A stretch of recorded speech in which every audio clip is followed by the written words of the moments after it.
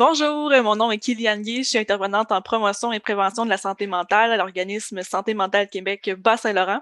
Et aujourd'hui, je suis là pour vous parler d'équilibre. On parle d'équilibre en fait parce que c'est un point central hein, quand on parle de santé mentale. Des fois, on peut avoir l'impression qu'on est un peu comme un funambule sur un fil de fer, puis qu'on doit jongler justement avec les différents aspects de notre vie tout en restant en équilibre. Et c'est une chose qui est pas facile, je vous l'accorde, puis quelqu'un qui a une bonne santé mentale, c'est justement quelqu'un qui retrouve cet équilibre-là entre différents aspects de sa vie. Donc ça peut être la sphère sociale, la sphère émotionnelle, la sphère spirituelle, la sphère professionnelle aussi.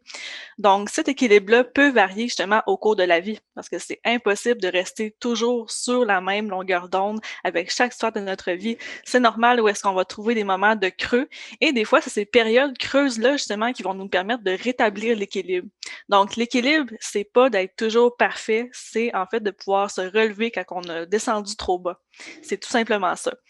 Donc, c'est sûr que l'importance de reconnaître ses besoins, c'est l'une des facettes qui est essentielle pour retrouver l'équilibre, justement. Et si on est en mesure, justement, de ressentir une émotion, de la décoder, puis de savoir c'est quoi le besoin qui est caché derrière, ben justement, ça facilite beaucoup notre capacité à retrouver l'équilibre et donc à trouver le bonheur dans notre vie. Donc, on peut se demander, est-ce que moi j'ai de la difficulté à me sentir en équilibre dans les différents aspects de ma vie? Et inquiétez-vous pas, si la réponse est oui, vous n'êtes pas les seuls, parce qu'il y a une étude qui a prouvé que 60% des Canadiens et des Canadiennes qui se sentiraient surchargés par une ou par plusieurs sphères de leur vie. Alors, c'est tout à fait normal. Et il y a aussi certaines questions qu'on peut se poser pour savoir si on est vraiment en équilibre. On peut se demander, par exemple, est-ce que j'ai l'impression d'être en contrôle dans ma vie ou au travail? Donc, le contrôle, c'est un aspect aussi qui peut faire partie de l'équilibre. On peut se demander aussi, est-ce que je profite autant que je veux de mes passions puis de mes intérêts? Est-ce que je suis une personne qui est plutôt anxieuse ou est-ce que j'ai l'impression souvent de manquer de temps? Donc, c'est bon aussi de se reposer ces questions-là de temps en temps, de pouvoir se réévaluer, parce que comme j'ai mentionné tout à l'heure, l'équilibre peut varier au cours de la vie, donc ça peut changer au cours d'une même journée, puis des fois d'heure en heure. Faut pas oublier aussi que garder l'équilibre, ça demande un certain travail. On va pas se lever un matin en se disant: «Je suis en équilibre, tout est parfait, puis tout va bien». Donc ça prend du temps, ça prend de l'énergie et pour ça, j'ai quand même justement, certains trucs, certains conseils que je peux vous donner pour vous aider à garder cet équilibre-là.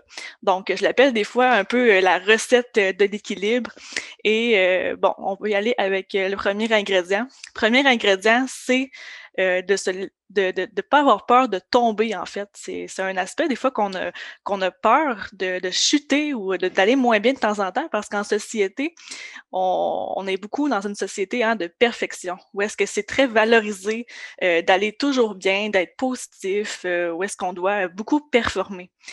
Donc, c'est très difficile dans ce temps-là de reconnaître que ça peut nous arriver de perdre l'équilibre de temps en temps.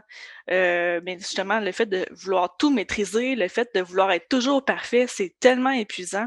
Et évidemment, ça amène son lot de frustration parce qu'on a de la misère à atteindre cette perfection-là, puis des fois même c'est impossible. On n'est jamais parfait et le fait de le reconnaître, c'est déjà un bon pas qu'on a fait aussi.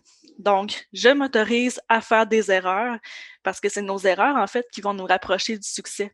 Sans nos erreurs, on saurait pas, en fait, qu'est-ce qu'on a à améliorer.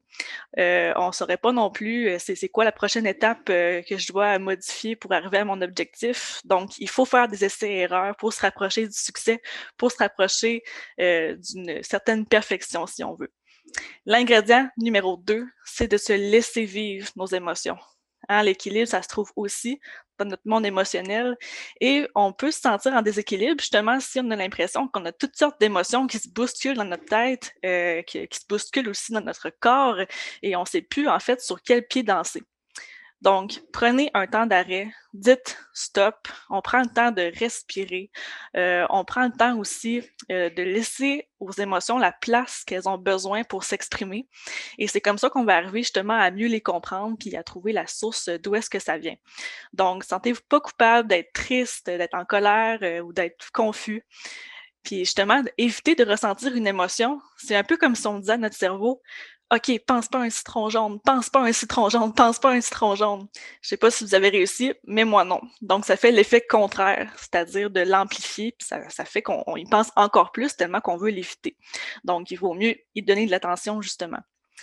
L'ingrédient numéro 3, ça concerne le stress. C'est sûr qu'il y a un niveau de stress élevé à long terme, ça peut devenir toxique, ça peut se transformer en stress qui est chronique. Donc, si vous savez mieux gérer votre stress, vous allez pouvoir identifier la source de ce stress-là. Donc, ça peut provenir de situations nouvelles, des situations qui sont très imprévisibles, des choses que vous n'avez pas l'habitude ou qui vous semblent menaçantes et auxquelles vous devez faire face. Et n'oubliez pas aussi que la source de stress découle en grande partie de notre perception de voir les choses, justement. Donc, moins on va se croire capable de maîtriser une situation, plus notre niveau de stress va être élevé. Donc, justement, faut être prudent aussi parce que si on a un niveau de stress qui est trop bas, on peut avoir une perte de motivation. Donc, encore une fois, le stress, c'est une question d'équilibre. Ensuite, l'ingrédient numéro 4, ce serait en fait, d'avoir un environnement autour de nous qui nous permet de s'apaiser l'esprit. Où est-ce qu'on va sentir qu'on a un milieu de vie agréable. Des fois, c'est des petits détails. Là. Des fois, ça peut être juste de fermer la TV pendant qu'on mange pour vivre le moment présent, justement, pour avoir des conversations avec nos proches. Ça peut être de ramasser un peu le linge qui traîne un peu partout. Ça peut vraiment aider à aérer l'esprit, à se sentir mieux. On dit des fois que quand la maison est mieux rangée, c'est parce que c'est mieux rangé dans notre tête. Ben ça peut être vrai aussi. Donc, ça peut avoir vraiment un impact direct sur notre santé psychologique, l'environnement dans lequel on évolue. Et finalement, un des ingrédients que j'ai envie de partager avec vous, c'est le dernier, c'est celui de l'estime de soi. Justement, l'estime de soi, c'est à la base de notre équilibre. C'est ce qui nous permet de nous dire, j'ai la force de continuer. Puis vu que je connais mes forces, je peux les utiliser pour relever des défis, pour me relever aussi face à une épreuve, pour pouvoir justement continuer vers un objectif de vie.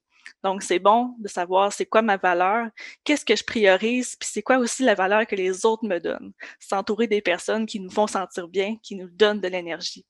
Alors, je vous laisse là-dessus. Merci beaucoup pour votre écoute. À la prochaine.